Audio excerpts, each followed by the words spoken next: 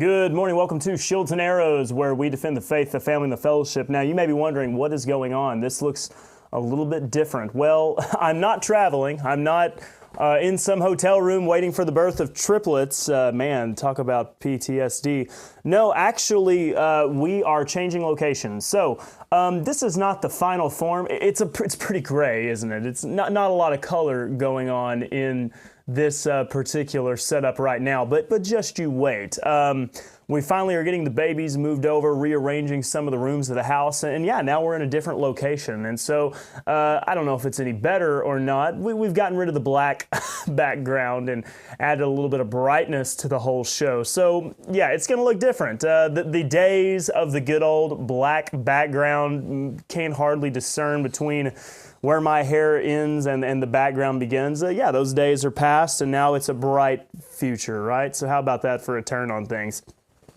All that to be said, I just thought we would change things up, and yeah, the wall's kind of nice, right? So thank you for joining us today. If you like it, be sure to let me know. If you hate it, be sure to let me know. Now, here's one thing, though, that I'm trying to get used to, is you'll notice my computer's on this side. Now, used to, my computer was on that side, and my switcher board was on that. Now, I've completely reversed it. I had gotten really good at being able to operate my computer and then run the switcher board, and now everything is completely backwards, upside down, and I am trying to get used to this entirely new setup. So be patient with me. I may hit the wrong button, but yeah, I think we're gonna make it. Okay. So all that to be said, thank you all so much for joining us. Glad to have you. Hope that you had a good weekend. And I know that we didn't get to upload or go live, but that was because we were having kind of a special cantata service, so a whole lot of singing and everything. And now let's see. It's going to be a lot of like current event stuff because, for one, I had a really good friend of mine, Chuck. You know Chuck, probably. He shared a link with me, and it's addressing this absolute evil that is going on at our southern border. And I've talked about it before, but honestly, I think it's one of those things that we don't realize how bad it truly is. And so as time goes on, as things progress, we're going to see just how truly horrific the evil actions and violation of just decency and morality that is really going on that southern border. We're also going to talk about this really interesting thing going on with the college football Heisman Award, the Heisman Trophy. Now, you may be thinking, what does that have to do with anything? Just stay tuned. I'll explain momentarily. And then from there, we're going to speculate about what's going on with all those crazy drones out flying around and whatnot. And then maybe we're going to give you a teaser, a sneak peek of the Bible conference that we're going to be having in the spring. Okay, so it should be a little bit of a variety show, have a little bit of a fun time. And so with that, yeah, hopefully you enjoyed the new setup. And I think everything's running good. So now, all that being said, I'll remind you, we are streaming on Worshipify. At least we should be in theory. But then again, I don't know if I'm going live on Worshipify right now or not. So it may just be YouTube that I'm going live. And I'll have to talk to Nathan about that, because sometimes that works, sometimes it doesn't. Nathan, if you're on and you're watching today, be sure to let me know. What did I do wrong to make to go live on, or maybe that's it. Yeah, here we go. Looks like okay, it's working. Hey, new setup. Give me some slack here. I don't have a sound guy, okay, or a tech guy. I am the tech guy. Now, first and foremost, let me share with you this link if you want to take the time to watch this video. It comes from the Epoch Times. Now, I am not somebody who has subscribed to them. I know some things about them. I know, for one, they are a news media that the left loves to try to accuse of being super alt-right. At the same time, they never really can get them caught in a lie. So the Epoch Times will report, and the left wing will try to claim, oh, they are lying about this, lying about that, and no, they really can't. They can't pin any false information, unlike the left, who likes to peddle false information all of the time. So Chuck sent me this link and asked me to watch this video, and so I'll share with you the screen there. Here's the Epoch Times. I have nothing to do with any of the ads that may pop up on here, but this is I guess it's a show that they call the Round Table, but the topic is, they had this gentleman, and his name, at least his last name, let me see here, is Drukier. At least that's how I'm going to pronounce it for now. And actually, no. Aaron Stevenson. Aaron Stevenson is the one I was wanting to speak about. He's the guy in the video. If you see him talking, he's got the ponytail, okay? That guy on the left side there. He was a former intelligence guy. He did a lot of work for military, as well as the matter on the border as well. So he was a former intelligence research specialist, and he worked in the immigration services. And he became a whistleblower due to what he found, what he discovered while he was carrying out this job as an intelligence research specialist. What he found was that there were very particular case files, and I'm giving you a simplified version, in which these children that are showing up at the border, and we've talked about this before, they're just children showing up at the border. It's not like it's a family. It's mommy, daddy, and the babies. It is these kids showing up all alone. These kids could be anywhere from a toddler to, early teens, what have you. And there are unvetted and very often illegal immigrants that are already in the United States, and they are claiming these kids. And what Aaron Stevenson found was that some of these unvetted, no documentation at all, illegal immigrants are actually members of MS-13, right? I believe that's the Venezuelan gang. And so certainly one of the South American gangs. They may extend beyond just a single country.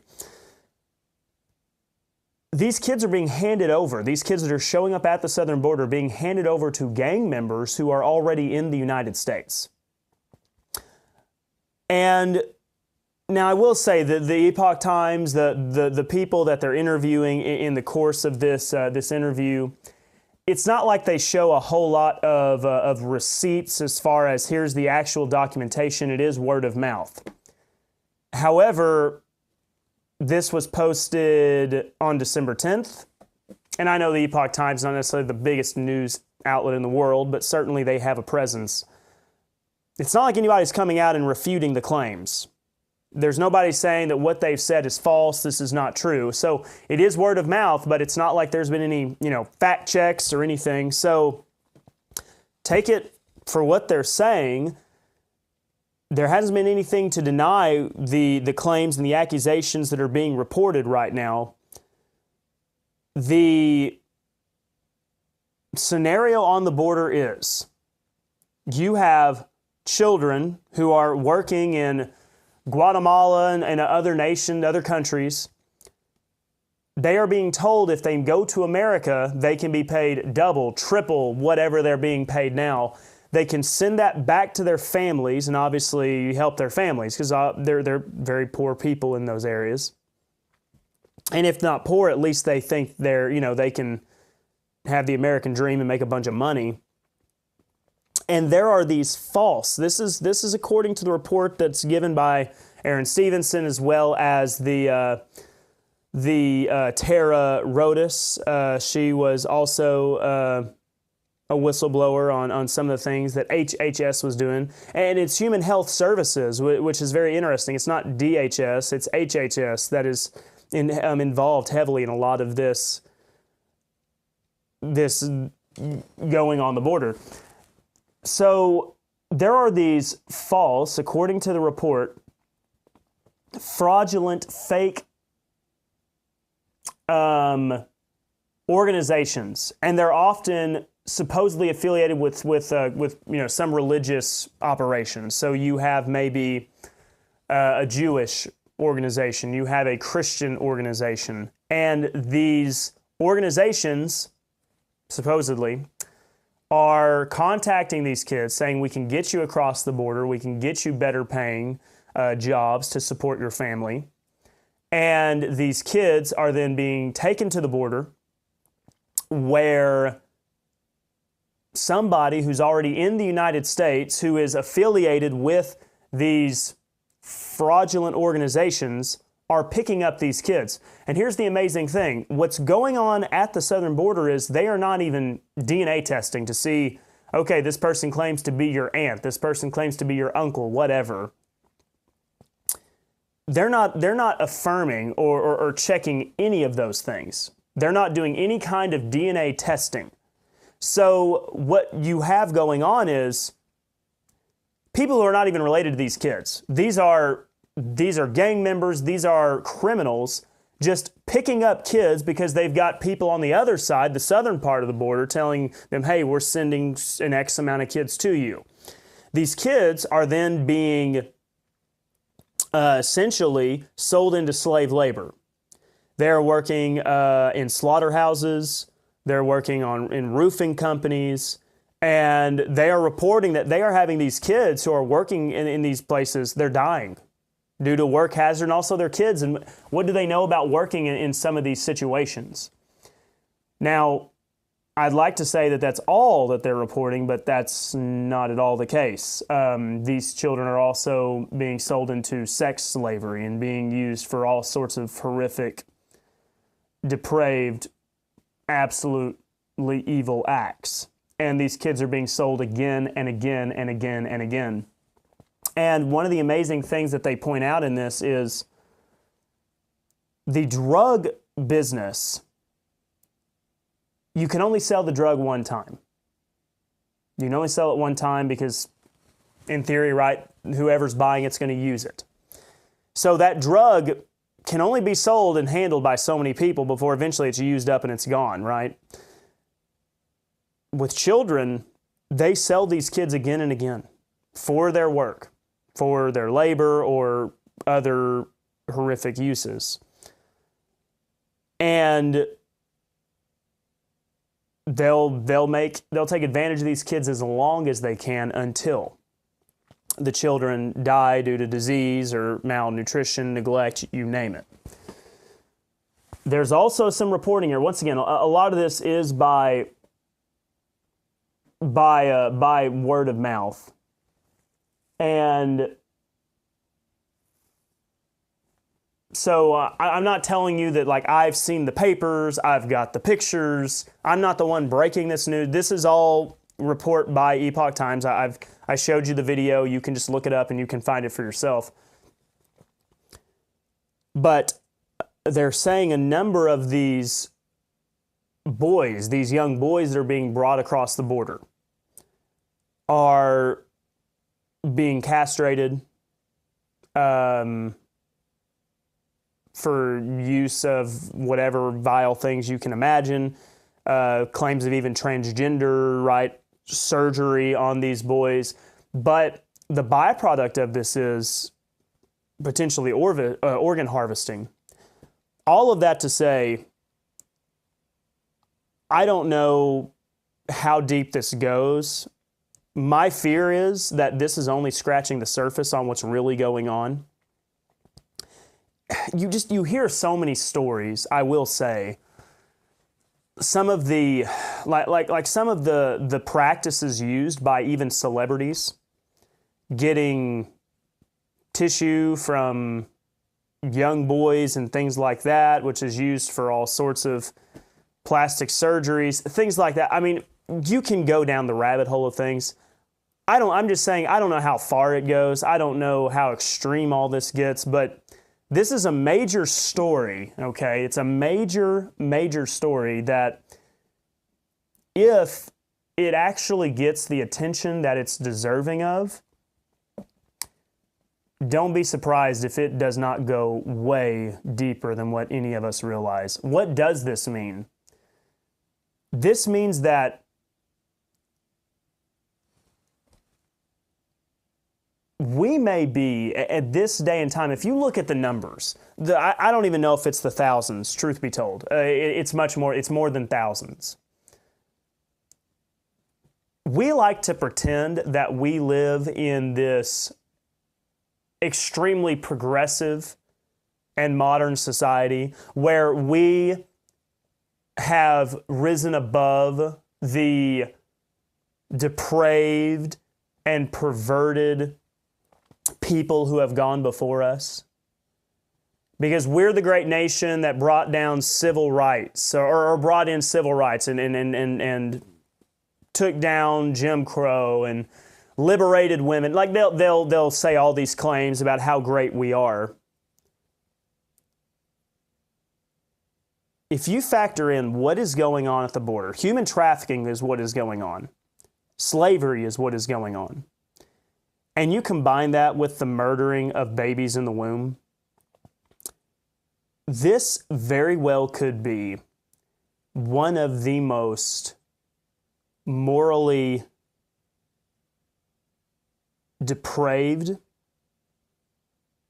and most atrocious times in human history. If you just look at the numbers. In what other age and time do we see the number of people being murdered, neglected, and abused the way that they are right now? Even if there was a time in which it was worse, this certainly deserves to be mentioned. And the issue at the border is much more than just people coming into the country illegally. Now, I've said it before. I am pro greatly reducing immigration, period, legal and illegal. We want, I want there to be ranches and farms. I'm tired of people flooding the country and them pushing the cities becoming unlivable nightmares and pushing the city people out of the regions of Dallas. Well, here's what happens.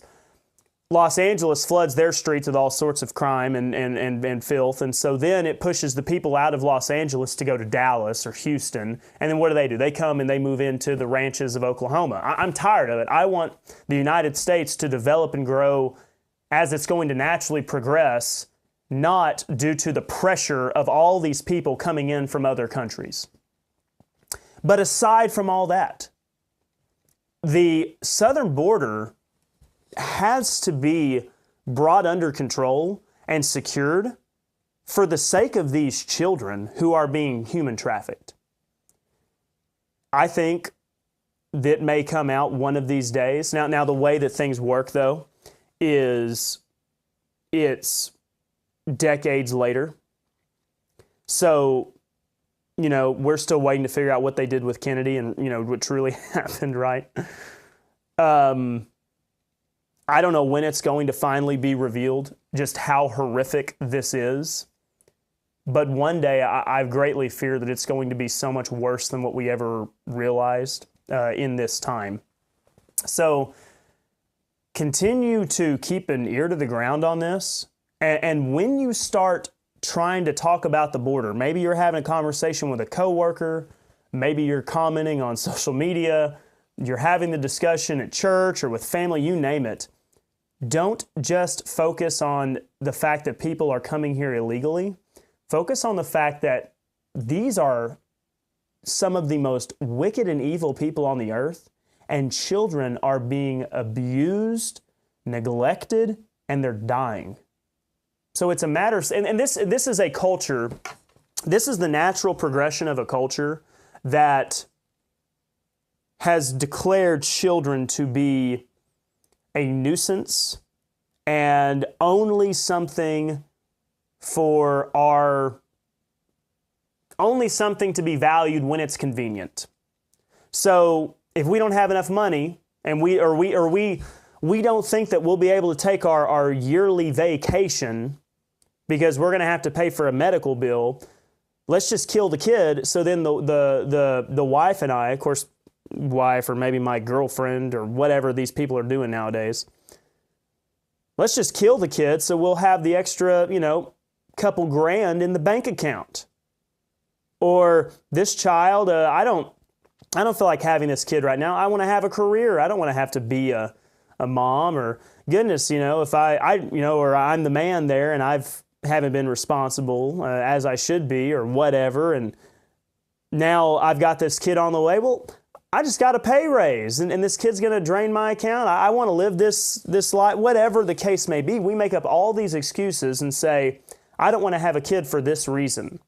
Kids are a nuisance. Well, now we've said kids are a nuisance so we can kill them in the womb, but it doesn't stop there. You know what it does? It extends to the whole spectrum of children. There is a war on children right now. There is a war on children because now we've said children are just a commodity. They can be discarded when we don't want them. And also, if they do exist, we can bend them to our will and mold them and shape them as we please. So you know what? I want to have credit. I want to have some brownie points with my family or with the people that I want to impress in society, my job. I don't know. So I'm going to take my boy and I'm going to make him into what I think is a girl. So then I can claim all this progressive morality and virtue. And so we just turn kids into whatever we want instead of raising them, not as the way that we see fit, but the way that God has declared to be morally right and morally good. So the abortion movement, it's all connected. If we have declared that we can discard children whenever we want, why would it stop in the womb? And that's what they're saying. By supporting this absolute evil that's going on at the border, as well as all the things that we do to our kids now, castrating them and cutting off other body parts and filling them full of hormones to affirm whatever they think they feel. In reality, it's what these twisted parents want. We have said we're going to do to children whatever we want to because it's all about how we feel. So you know what? And this is something that the Epoch video discusses.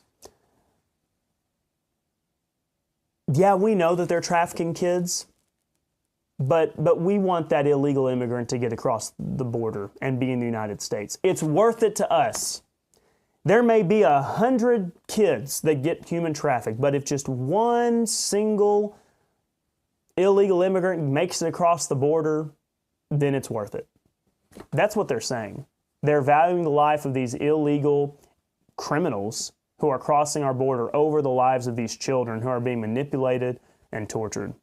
I know it's kind of a bleak way to start off the show, but Chuck pointed out to me, he said it was something that's really important. It's been on the forefront of his mind, and I can't recommend it enough to you to go ahead and check it out and look at what's going on and see just how much is beneath the surface.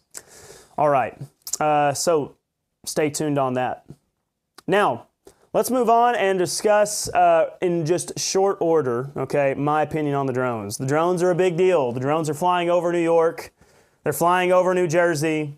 They're the size of SUVs, maybe the size of a school bus. Nobody knows what's going on. The government says they don't know what's going on. They don't think it's from China. They don't think it's from Russia. They don't have any idea.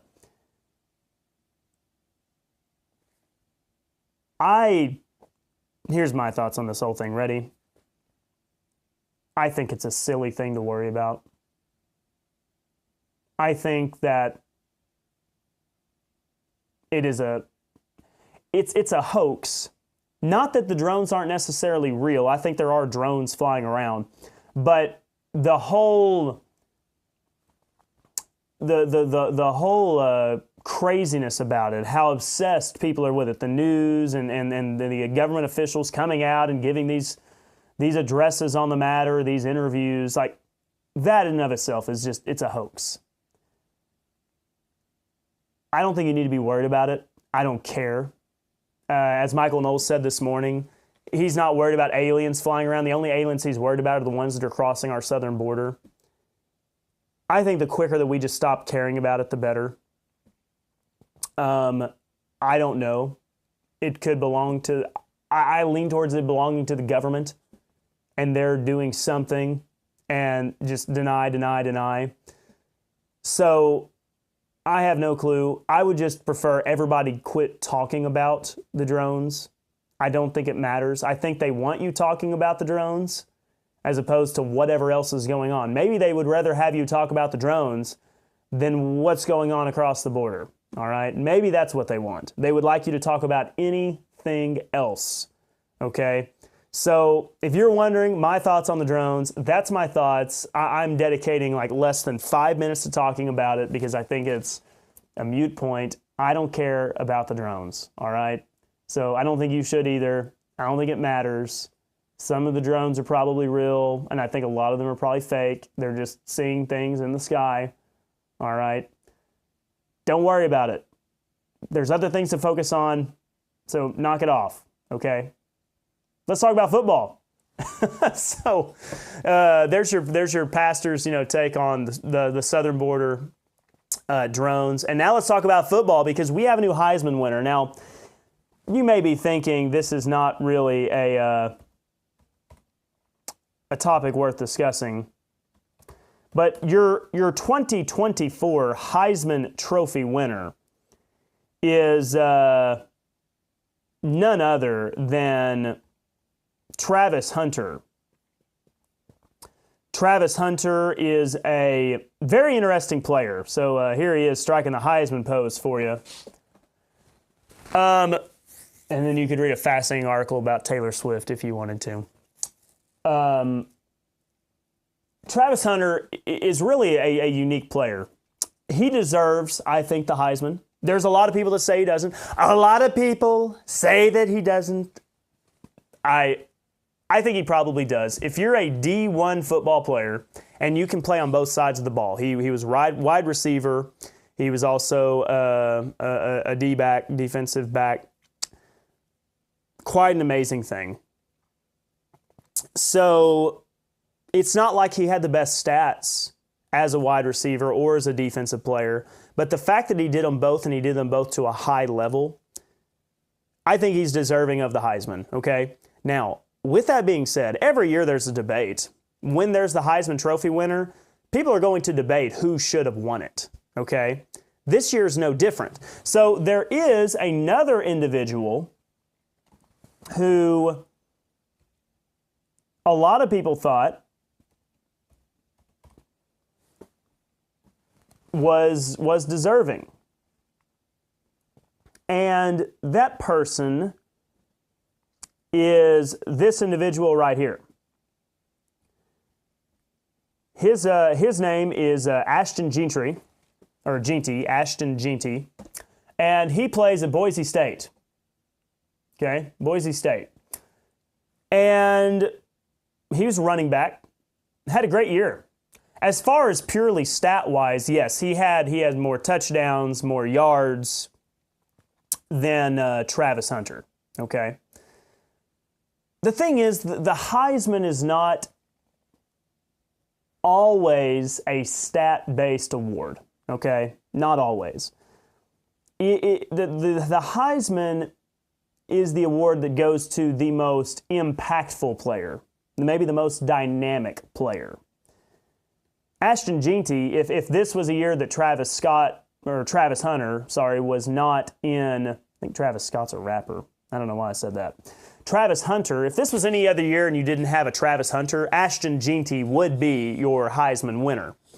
I do agree that I think Travis Hunter was deserving. Ashton Jeanty certainly was an admirable mention and deserved a close runner-up. But if you're going to play both sides of the ball, it's an amazing thing. Now, here's where things are incredible.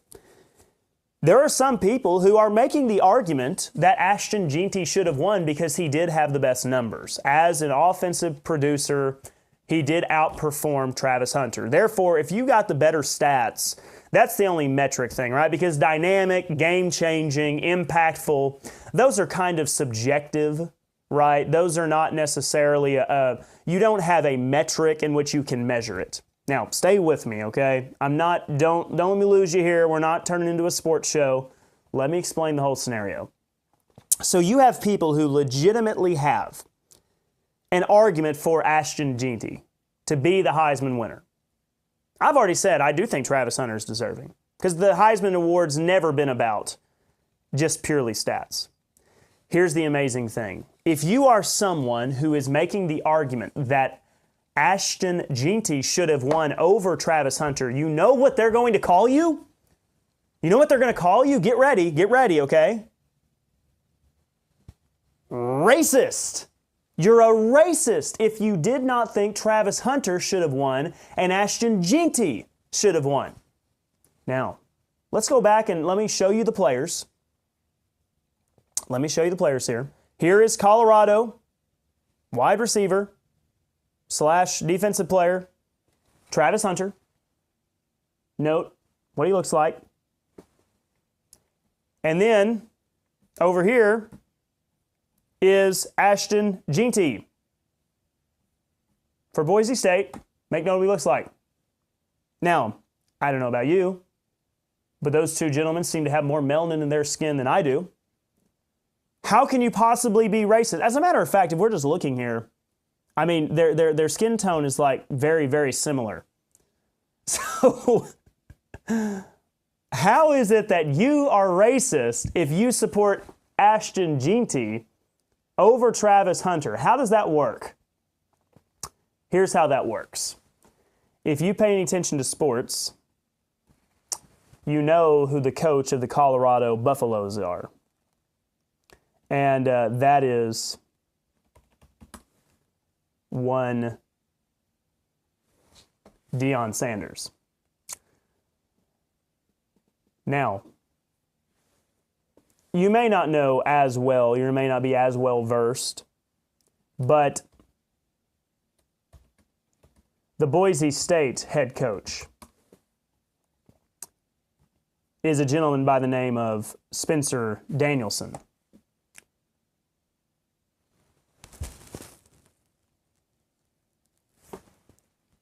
Now, do you see why they're calling those people racist?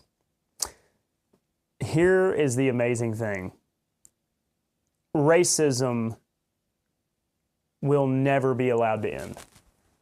The people who scream and cry to the heavens against racism,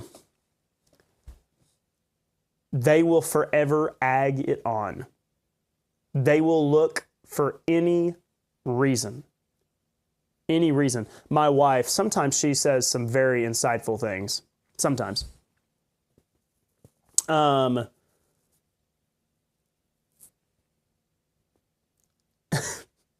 my wife said something very, very thought-provoking.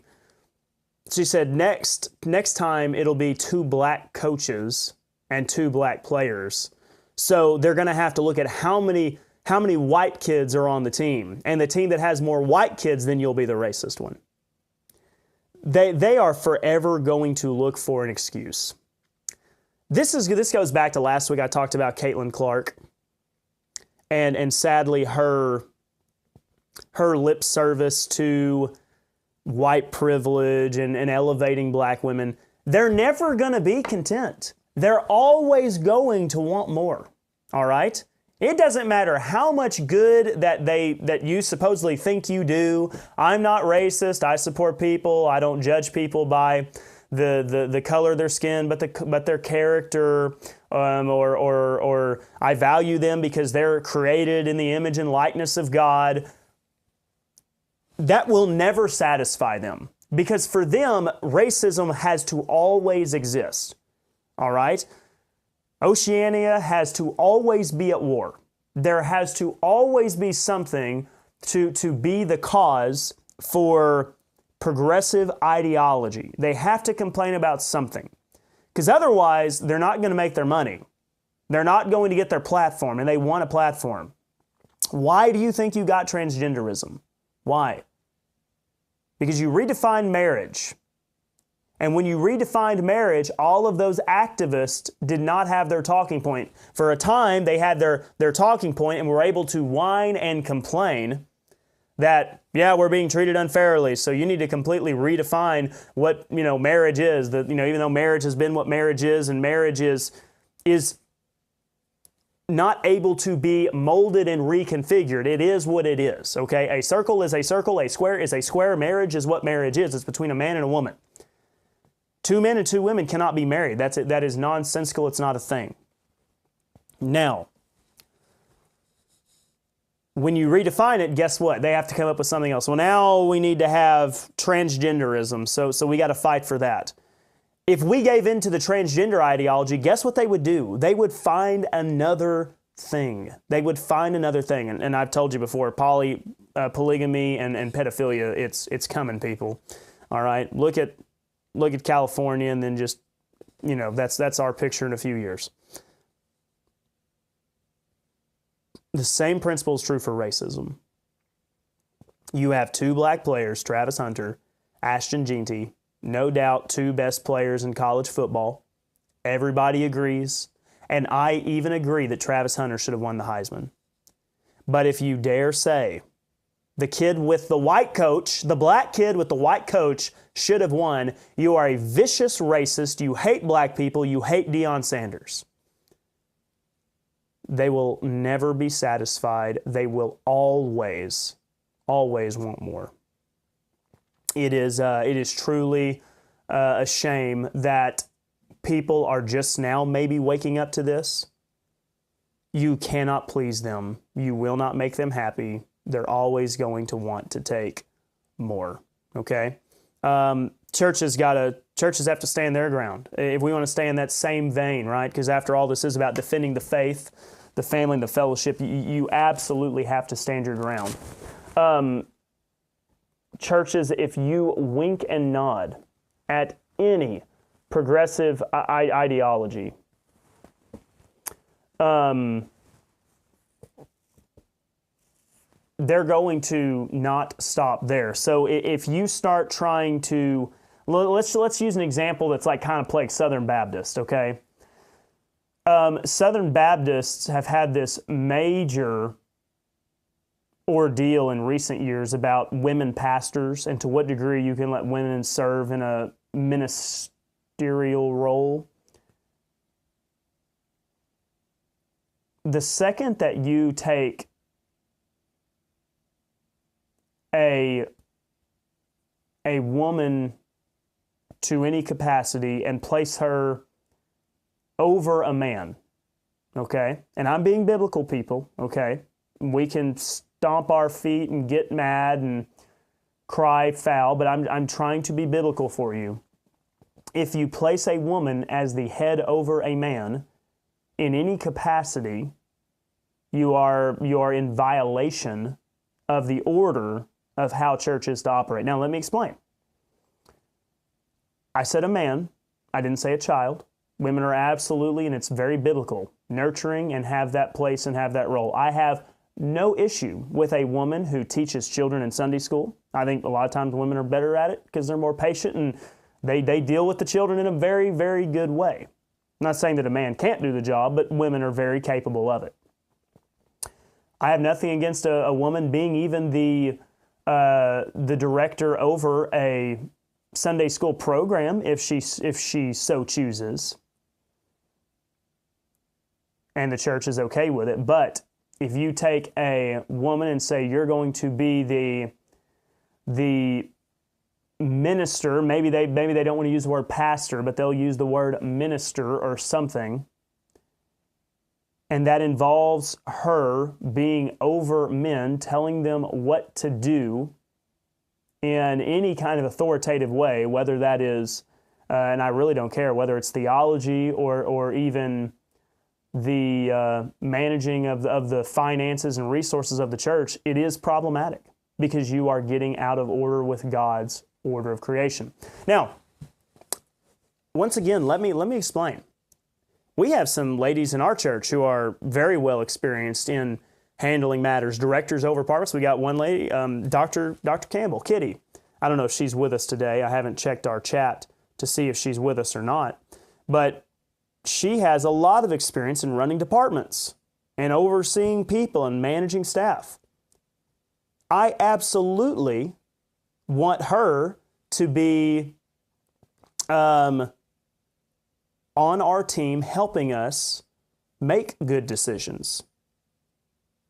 I mean, that's what I think the picture of marriage is. The husband would be quite ignorant to think that his wife would not bring something to the table.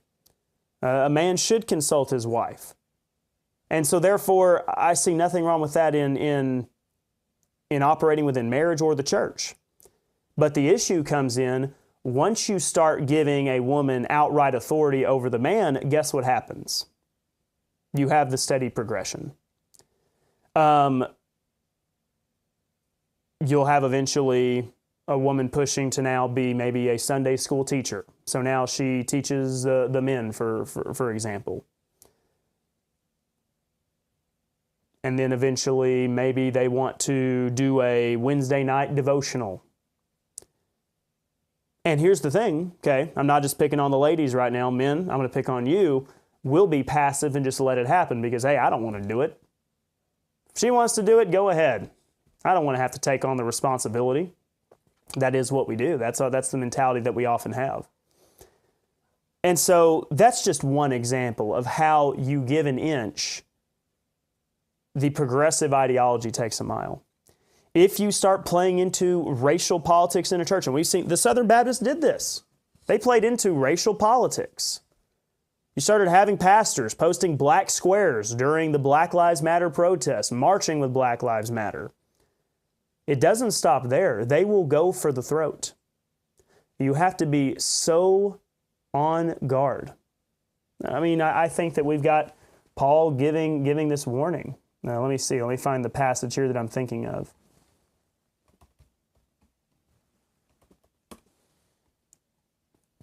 Colossians 2:8.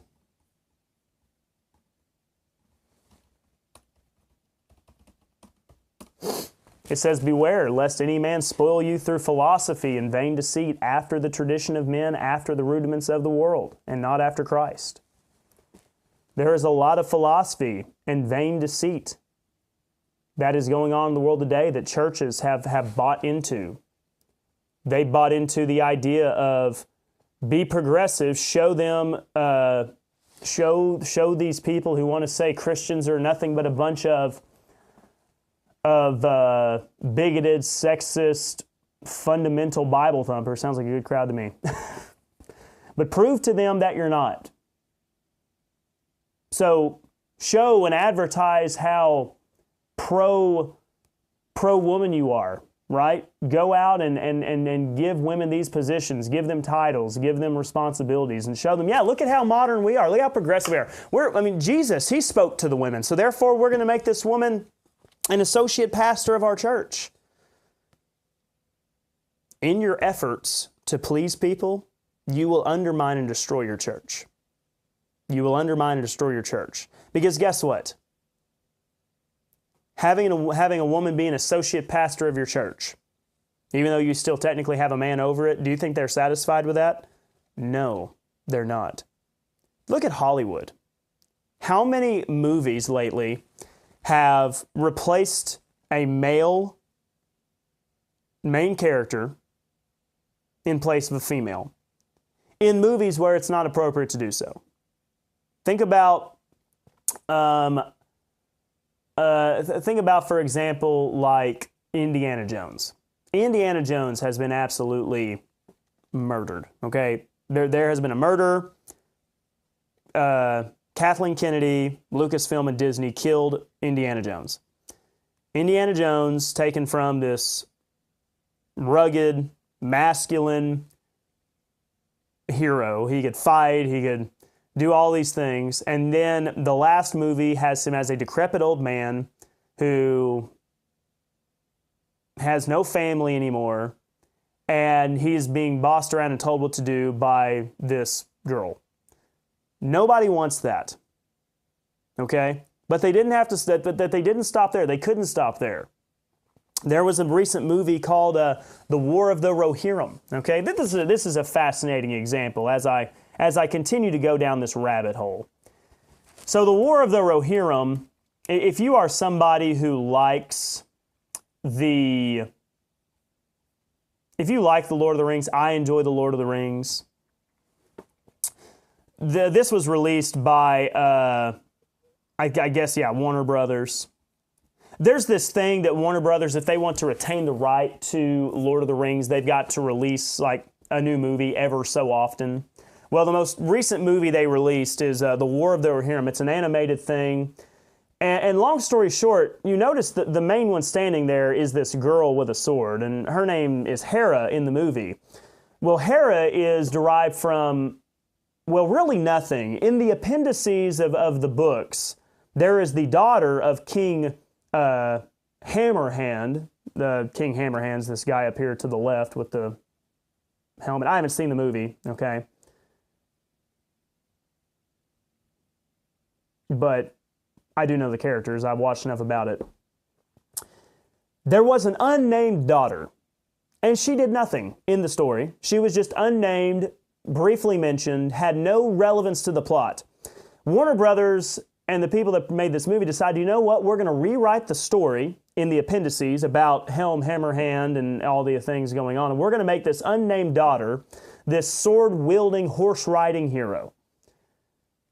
They will not stop. Every single movie, I want you to think about this. Indiana Jones, Star Wars, Lord of the Rings. What else have they done? There's been so many. Ghostbusters. They did this to the Superman, or sorry, the superhero movies. Okay, Marvel. They've replaced all those with women essentially. They will not stop. The progressive movement will not stop. Churches, if you're trying to draw a middle ground, there is no middle ground, okay? You cannot play nice. You have to draw the line in the sand and stand your ground. And I'm thankful that, truth be told, some of the people who may just be able to save this whole thing, what's amazing is some of the people that might be able to save this is the women themselves. I know that's kind of sounds strange for me to say, but there are some women who are saying, no, this is wrong. The men need to lead and I need to fulfill my biblical role. The question is, are there any men left who are going to do it? I listened to Michael Knowles' show on the Daily Wire, and he's my favorite Catholic, and sadly I think he's too Catholic to make it to heaven right now. He's going to have to understand salvation's by faith alone and not by taking of the sacraments. But he has a number of people who call into his show.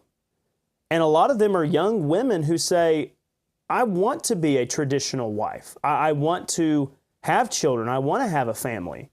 I want to have a husband who's the leader of that family, but I can't find one. They're not there. I'm going to church. I'm trying to find one, and I cannot find one. Sadly, it seems like there's a lot of young women who are getting it and are realizing that this is bad. Are there any young men left? Are there any fathers raising young men who are going to stand for biblical truths and hold the line and defend the faith, the family, and the fellowship? We need them.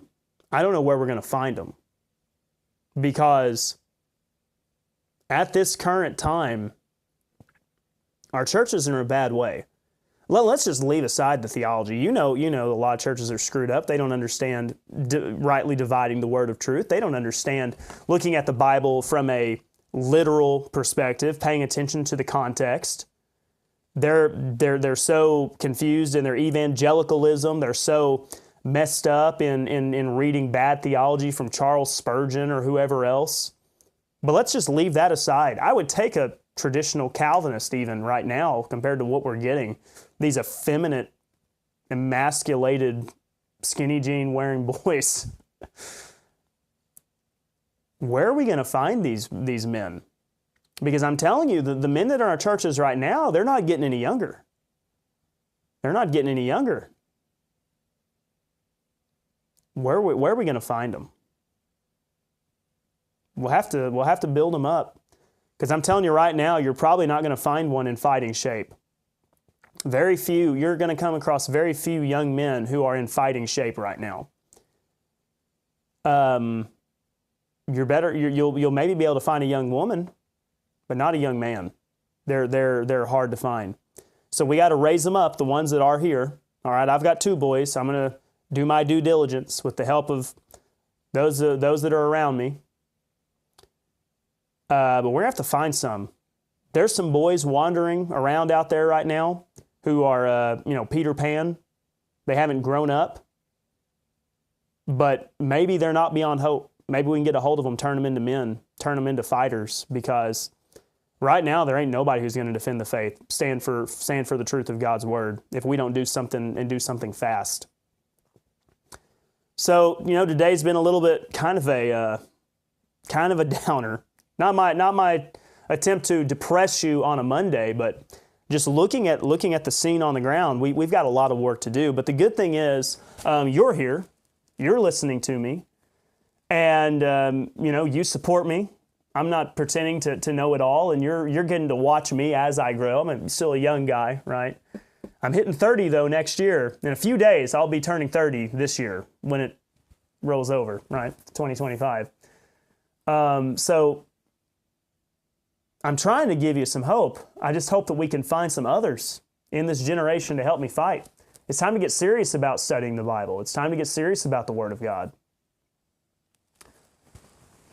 I did have Chuck sent me a message, sent me another link here to the Epoch Times as well. You can go check that out. It's called, let me look at the name of it. Illegal Immigrants, Slave Networks Established by Human Traffickers. So you can go over to the Epoch Times and look at that as well. So with that, I'll remind you, we are getting ready for our spring Bible conference. That's going to be coming up the last week of March. I hope to have you all there with us in person. If not, we'll be able to live stream, I think, and certainly record it for you. It looks like we're going to be having 7 sessions, 7-hour-plus long sessions on the matter of addressing common Bible study mistakes. Yeah, addressing common Bible study mistakes. I think I even have a picture for you of the conference theme. Let me see here. Here it is. The first reveal, I think. The first time I've actually got the reveal for you. Addressing Common Bible Study Mistakes, 2025 Bible Conference, Blue Baptist Church. March 28th through the 30th. If you have any questions, you can contact me at markbazeministries.org. But we're going to be tackling common Bible study mistakes over 7 sessions. And so that'll be a very, very fun time. I really am excited, energized for the week. I hope you are too. It's time to, when I was a coach and I was trying to train kids in the weight room, I told them you have 2 options. You can give up or get after it, right? That's what we got to do here. We can either lay down, give up, quit, or we can get after it and get to work. And I think that's what we need to do, okay? So thank you all for standing with me, defending the faith, supporting this ministry. We'll be in touch soon, tomorrow, going live again. Thank you all so much. We'll see you tomorrow.